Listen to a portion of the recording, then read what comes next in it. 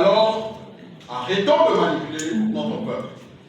Mais plus le nouvel élan et son leader Adolphe Muzito salue l'idée du chef de l'État de mettre en place une commission représentative ougandais. Face à cette tragédie qui date de plus de 30 ans et qui nous a fait perdre plus de 10 millions de nos compatriotes, le nouvel élan réitère la position de son leader Adolphe Muzito, faite en date du 23 décembre 2019, à savoir, premièrement, faire la guerre au Rwanda et tous les autres pays agresseurs. Deuxièmement, construire un mur de séparation entre la RDC et les pays agresseurs. Le nouvel élan promet de mobiliser nos populations pour continuer à dénoncer ces complots pour le pillage de nos richesses et invite ces... Chers compatriotes, le nouvel élan a le réel plaisir de vous accueillir ce matin dans ce beau cadre. Tout se passe à l'occasion de sa communication sur l'actualité politique du pays. Mesdames et messieurs de la presse, comme vous le savez, l'actualité politique de notre pays est dominée notamment par la situation sécuritaire du pays en général et celle de la partie est de la République démocratique du Congo en particulier. 2. La situation socio-économique de nos populations. Et enfin 3. La question qui divise l'opinion au sujet de la révision ou du changement de la constitution de notre pays. Mesdames et messieurs de la presse, sur le plan sécuritaire, la partie est de notre pays continue à faire l'objet de la fragilisation par différents assauts de forces négatives qui ne cessent de massacrer nos compatriotes et d'envahir nos territoires pour y tirer des dividendes ainsi qu'exploiter et piller nos richesses minières. Cette stratégie de déstabilisation de la RDC dans sa partie est appuyée malheureusement par certaines puissances au niveau international qui se liguent et se cachent derrière les pays frontaliers dont le Rwanda et l'Ouganda. Face à cette tragédie qui date de plus de 30 ans et qui nous a fait perdre plus de 10 millions de nos compatriotes, le nouvel élan réitère la position de son leader Adolphe Muzito, faite en date du 23 décembre 2019, à savoir, premièrement, faire la guerre au Rwanda et tous les autres pays agresseurs. Deuxièmement, construire un mur de séparation entre la RDC et les pays agresseurs.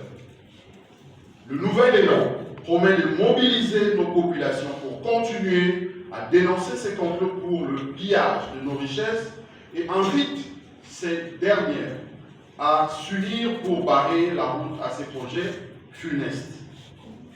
2.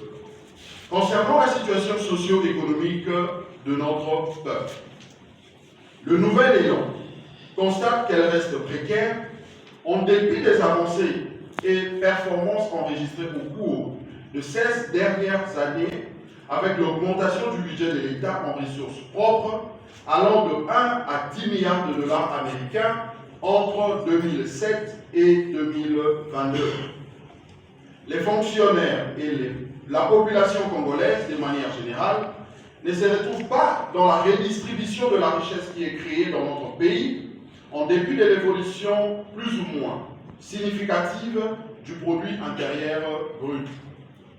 À titre d'illustration, les fonctionnaires de l'État, les enseignants en général, les médecins, les magistrats, les militaires et policiers continuent de réclamer l'amélioration de leur pouvoir d'achat.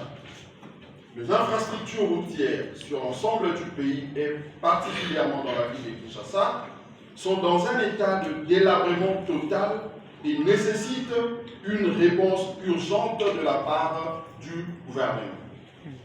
Pour ce faire, le gouvernement souverain devrait présenter au pays un horizon économique et financier pertinent dans le cadre du budget 2025. Ceci, au regard de ressources financières de près de 3 milliards de dollars mobilisé auprès des institutions de Bretton Woods par ses ministres du budget, des finances et de l'économie. Ces gouvernements devraient aussi capitaliser la conclusion de la 6e revue réalisée par son prédécesseur pour mobiliser pour les 5 prochaines années 20 ou 30 milliards de dollars américains sur les marchés financiers internationaux en vue de lancer la construction des infrastructures de base, à savoir les routes, les chemins de fer, les barrages hydroélectriques sur l'ensemble du pays. 3. En ce qui concerne l'actualité qui divise l'opinion nationale, à savoir la révision ou le changement de la Constitution. Mesdames et messieurs de la presse, il est important de souligner que ces débats n'est ni sorcier, moins encore tabou dans notre démocratie, en ce sens que la Constitution actuelle prévoit les mécanismes et les modalités de l'aborder. Il est vrai que les uns et les autres peuvent diverger dans la manière d'appréhender telle ou telle autre option, mais le plus important, c'est de s'assumer avec des propositions claires, concrètes et objectives. Ici, mesdames et messieurs, nous devons éviter d'être trop partisans et émotionnels de manière à privilégier un compromis qui soit républicain. Si hier, mon parti politique Nouvel Élan était le seul à aborder avec responsabilité cette question de la révision et voire du changement de la Constitution, à l'occasion de ces universités populaires et à travers les tribunes d'Adolphe Muzito, aujourd'hui, nous pouvons nous féliciter de voir cette question être posée au plus haut niveau des institutions. Ce qui donne justement un caractère officiel à ces sujets qui méritent d'être débattus par toutes les forces politiques et sociales en vue de faire émerger la démocratie participative. Mesdames et messieurs de la presse, s'agissant de la révision ou du changement de la Constitution, le Nouvel Élan préconise, et cela depuis de nombreuses années, une série de réformes pour améliorer la gouvernance. Il s'agit notamment de la titrisation, le droit des communautés locales à la concession perpétuelle de terres, ce qui s'oppose à l'actuel système foncier. Le Nouvel Élan propose de rendre effective la décentralisation avec un changement du mécanisme et du taux de répartition de recettes à caractère national et d'origine extérieure entre l'État et les provinces, y compris les entités territoriales décentralisées. Le Nouvel Élan propose de rendre concret le transfert des compétences exclusives de provinces par l'État en faveur de provinces. Le Nouvel Élan propose également de mettre fin au bicéphalisme institutionnel au niveau de l'exécutif national. Il propose de doter le pays d'une constitution définitive en mettant fin à l'existence de l'actuelle constitution du 18 février 2006, laquelle pour nous est une constitution de transition. Car, après la loi fondamentale de 1960, considérée comme une constitution de transition, puisque élaborée au Parlement belge, les Congos devraient entrer dans le processus qui devrait le conduire à la République, chose qui n'est jamais arrivée. Depuis ce temps, le peuple a vu son pouvoir être confisqué par les impérialistes qui vont imposer une oligarchie sous plusieurs formes au point d'empêcher le pays d'avoir une constitution définitive et républicaine. Car la constitution du 18 février est une constitution rédigée par un parlement de facto des députés nommés par un pouvoir de facto et promulgués par un président de facto. Ce qui sous-tend justement notre thèse de la continuité du péché originel. Depuis lors, Adolphe Muzito s'est toujours illustré comme l'un des bons élèves de cette école, avec notamment la thèse du changement de la Constitution pour revenir à la souveraineté du peuple. À titre d'exemple, nous pouvons citer l'une de ses interventions lors des ateliers du 51 du Palou en octobre 2014. En 2016, il a publié une tribune intitulée « Deux dialogues des transitions ».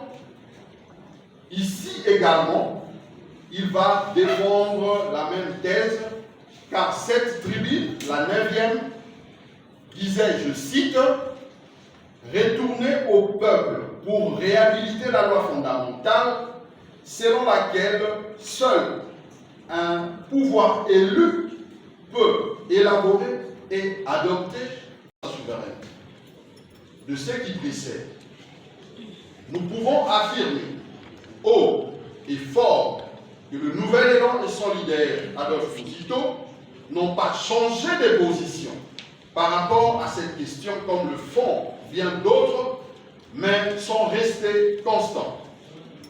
Pour être honnête avec notre peuple, que tous ceux qui s'opposent aujourd'hui à l'idée de la révision de certaines dispositions de cette Constitution, voire à l'idée de son changement, regardent le peuple en face et reconnaissent qu'à un moment donné de l'histoire récente de notre pays, ils étaient parmi les défenseurs acharnés de cette même démarche.